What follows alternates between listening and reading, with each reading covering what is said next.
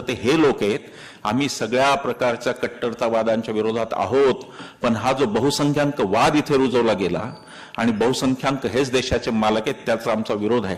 त्याचं कारण आम्हाला हे माहिती आहे की या देशात एक हिंदू नथुराम झाला ज्यांनी राष्ट्रपित्याची हत्या केली, आणि माझ्याकडे यादी आहे की या देशात असेही काही मुसलमान झाले ज्यांची देशनिष्ठा कधीही संदिग्ध नव्हती. त्यांना उदाहरणच सांगायचं झालं तर शाहरुख खानवर यांचं खूप ट्रोलिंग केलं यांनी मध्यंतरी. शाहरुख खान का, तो खान आहे म्हणून, तो मुस्लिम आहे म्हणून. त्या शाहरुखचे आजोबा जनरल शाहनवाज हे त्यांचं नाव, ते आझाद हिंद सेनेत जनरल होते.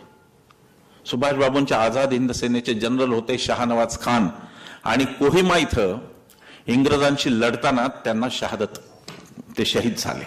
हा इतिहास आहे.